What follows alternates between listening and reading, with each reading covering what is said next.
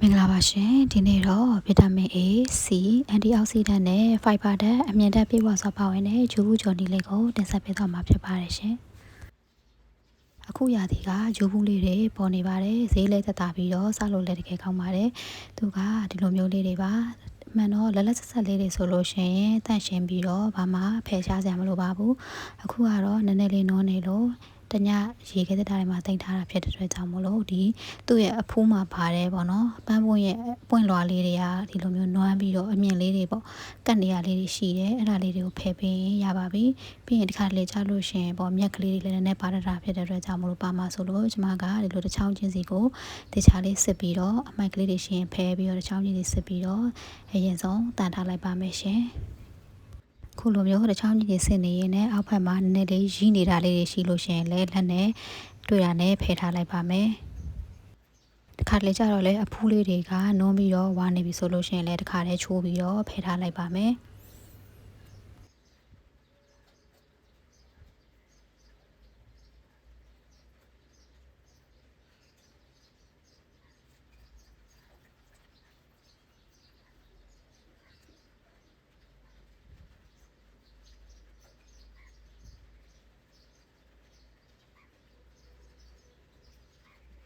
ခုလိုမျိုးစိတ်တိုင်းကြစစ်ဆေးပြီးသွားပြီဆိုလို့ရှိရင်တော့ရေထဲမှာဒီလိုမျိုးလေးခါပြီးတော့ဆေးပေးပါမယ်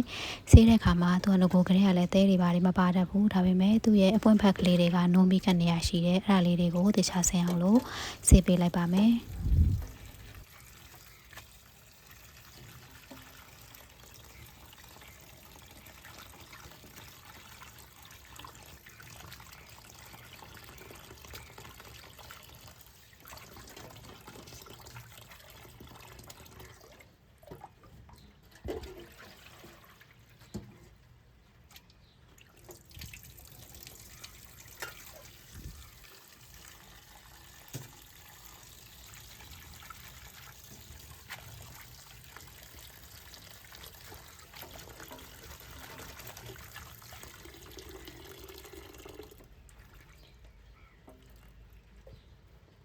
ခုလိုမျိုးရေကိုစိတ်တိုင်းကြဆင်အောင်ဆေးပြီးရတဲ့အခါမှာတော့ဒီလိုမျိုးအပွင့်ကလေးတွေကိုလှီးရတာလွယ်အောင်လို့ညီညီညာလေးတွေစီပြီးတော့ဆဲထားလိုက်ပါမယ်ပြီးရင်တော့ဒီလိုမျိုးဟင်းညာလေးတွေလှီးလိုက်ပါမယ်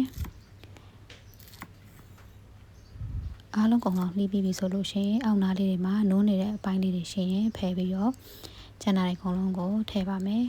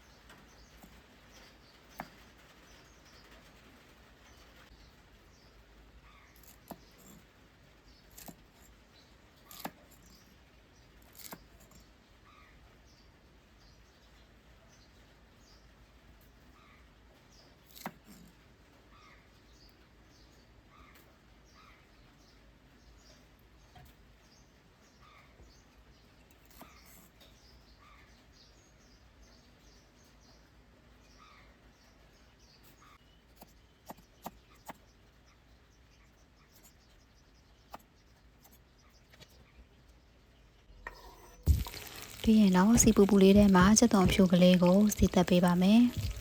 ချက်သွန်ဖြူနှမ်းလေးကမှုတ်ပြီးတော့စီတက်နှံလေးရလာပြီဆိုလို့ရှိရင်တော့ပစွန်ချောင်းမှုန်ကလေးအိမ်မှာအသိရှိနေရတဲ့တခါတည်းထည့်ပြီးတော့ကြော်ပေးလိုက်ပါမယ်ပစွန်ချောင်းမှုန်မထည့်ရင်လည်းရပါတယ်တခါလေကျတော့လည်းတချို့ကအသားလေးတွေကိုပပလေးတွေလှီးပြီးတော့ထည့်ကြော်ပါတယ်ပြီးရင်တော့အခုလိုမျိုးဂျပူကလေးတွေကိုထည့်ပြီးတော့ကြော်ပေးလိုက်ပါမယ်ရှင်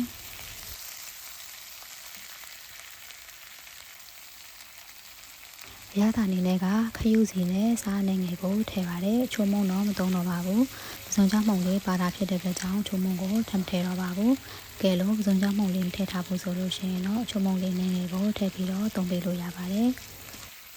ဒီဂျူးဘူးလေးကကယ်လိုရီတက်လည်းနည်းပြီးတော့ဝိတ်ချနေတဲ့သူတွေအတွက်လည်းတင့်တော်တဲ့ဂျွန်လေးလေးဖြစ်ပါတယ်စီနည်းနည်းလေးနဲ့ကြော်ပေးပြီးတော့ဒီဂျူးဘူးလေးကိုစားပေးမယ်ဆိုလို့ရှိရင်တော့အမြင်တက်ပြေးသွားစေပြီးသားရည်ကိုလည်းလှပစေပါတယ်နှောသားအောင်လို့ရေလေးနဲ့ငယ်ထည့်ပြီးတော့ထားလိုက်ပါမယ် ရေလေးတွေအားလုံးခမ်းပြီးတော့ဒီလိုမျိုးလေးစီပြန်သွားပြီဆိုလို့ရှိရင်တော့ဂျူဘူးကြော်လေးကကျက်သွားပါပြီဒီလိုဆိုရင်တော့အချိန်ကုန်လဲသက်သာကျမရည်နဲ့လည်းညီညွတ်တဲ့ဂျူဘူးကြော်ညီလေးကိုရရှိပါပြီရာသီစားလေးလည်းဖြစ်တော့စားရတာလည်းအရန်ကောင်းပြီးတော့စားလို့လည်းမိန်နဲ့စားစရာလေးတစ်ခုဖြစ်ပါတယ်အားလုံးပဲကြော်စားကြပါအောင်တော့စင်ပြေစားပါစေရှင်